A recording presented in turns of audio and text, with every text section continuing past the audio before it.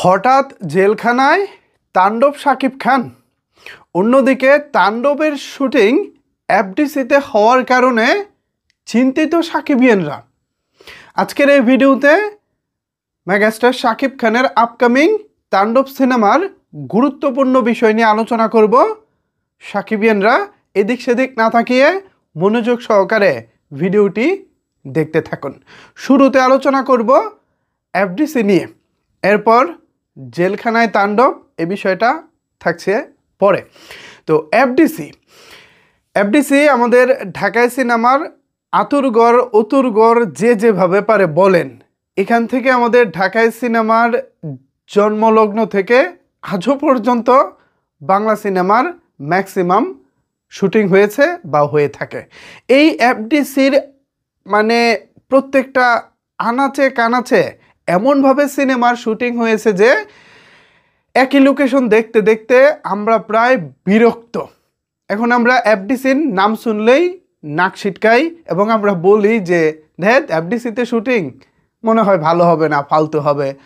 তো সাম্প্রতিক সময় আমরা মেগাস্টারের সিনেমার শুটিং দেখেছি, ম্যাক্সিমাম ভারতেই হয়েছে এবং নিউ লোকেশন। আমাদের জন্য ভারতীয় সিনেমায় হয়তো তাদের ক্ষেত্রে লোকেশন আগে থেকেই হয়তো বা তারা এইসব লোকেশন দেখে অভ্যস্ত, বাট আমাদের বাংলাদেশি সিনেমা হিসেবে এগুলো একেবারেই ভিন্ন লোকেশন। দেখেও বেশ মজা পাচ্ছি, ভালোই লাগে। যেমন তুফান, এবার বরবাদ, সব কিছুই আমাদের ভালো লাগার তালিকায়। বাট এবার যখন তাণ্ডবের শুটিং এফডিসিতে চলছে এরকমটা ভক্তরা শুনেছেন, তখন থেকেই তারা একটু চিন্তায় পড়ে গেছেন। এর জন্যে কিন্তু আমি থাম্বনেইলে লিখেছি চিন্তার কোনো কারণ নাই। কেন চিন্তার কোনো কারণ নাই? আর এফডিসিতে শুটিং হলেই যে তথাকথিত লোকেশন আমরা পাবো, বিষয়টা সেরকম না। যেমন ধরুন তুফান সিনেমায় আমরা দুটি গান দেখেছিলাম, একটি ছিল দুষ্টু কোকিল এবং আরেকটি হচ্ছে লাগে উড়াদুরা। এ দুটি গানই কিন্তু ইনডোর কন্ডিশনে অর্থাৎ স্টুডিও টাইপ সেট বানিয়ে তারপর গানগুলো করা হয়েছিল। এর জন্য বড় রকমের ফ্লোরের দরকার, যে ফ্লোরগুলো মূলত এফডিসিতে রয়েছে বা কলকাতার বিভিন্ন স্টুডিওতে রয়েছে, মুম্বাইয়ের স্টুডিওতে রয়েছে। যেমন বরবাদ সিনেমার ম্যাক্সিমাম দৃশ্যগুলো কিন্তু ইনডোরে শ্যুট করা হয়েছে, বাট সেখানে বড় বড় ভালো ভালো সেট বানিয়ে করা হয়েছে, যা দেখে আমাদের কাছে একেবারে রিয়েলিস্টিক মনে হয়েছে। সো ভালো দক্ষ সেট ডিজাইনার যখন কাজ করেন তখন লোকেশনটা মুম্বাই নাকি সেটা কলকাতা অথবা নাকি সেটা এফডিসি, এটা আসলে ম্যাটার করে না। সো এটা নিয়ে আপনারা যারা চিন্তিত তাদেরকে বলবো চিন্তার কোনো কারণ নাই। কিছু কিছু ক্ষেত্রে বাংলাদেশের প্রেক্ষাপটে আমাদেরকে এফডিসিকে ব্যবহার করতে হয়। যেমন ধরেন ইনডোরে সেট বানিয়ে কোনো একটি বাড়ি বানাবেন, হ্যাঁ, ওই দৃশ্যটাকে আপনাকে ওই ভিতরেই করতে হবে।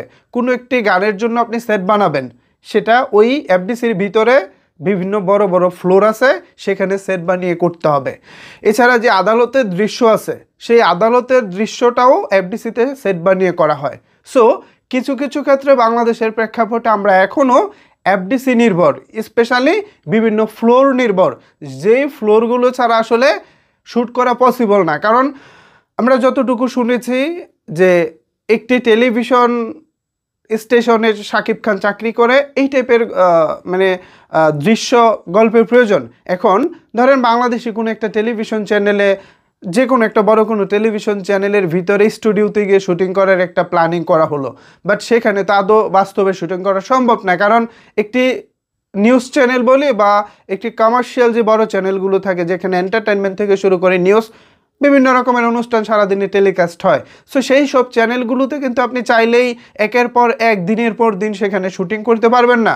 যদি আপনাকে সেখানে শুটিংয়ের অনুমতি দেয়, তাহলে তাদের যে দৈনন্দিন কাজ আছে সেগুলোতে কিন্তু তারা বাধাগ্রস্ত হবে বা ব্যাঘাত হবে। সো সেই কারণে কোনো টেলিভিশন চ্যানেল কিন্তু আপনাকে অনুমতি দিবে না যে তাদের স্টুডিওতে গিয়ে আপনারা সিনেমা শুটিং করেন। তো এই ক্ষেত্রে আমাদের বিকল্প যে ব্যবস্থাটা, সেটা হলো ওই এফডিসিতে গিয়ে শ্যুট করতে হয়।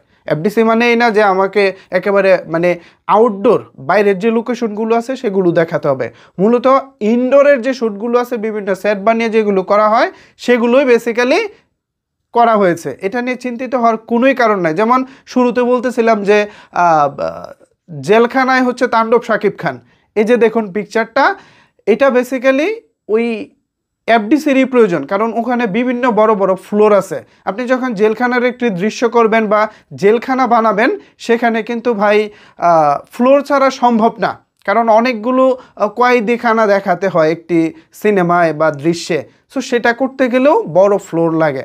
সুতরাং বুঝতেই পারতেছেন এফডিসি আমাদের কাছে আমরা যেটা বলি যে একেবারে ফেলনা বা গুরুত্বহীন, আসলে তেমনটাও না। বাংলাদেশের অনেক বড় বড় টেলিভিশন চ্যানেল যারা কি বলে এটাকে অনেক বড় বড় অনুষ্ঠান করে, যেমন ধরেন চ্যানেলে বিভিন্ন গানের রিয়েলিটি শো হয় বা বিভিন্ন চ্যানেলে যেসব রিয়েলিটি শোগুলো হয় তার জন্য কিন্তু অনেক বড় বড় ফ্লোরের দরকার পড়ে।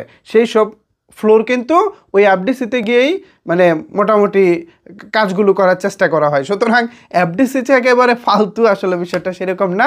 এ কারণেই সর্বশেষ বলতে চাই, চিন্তার কোনো কারণ নাই।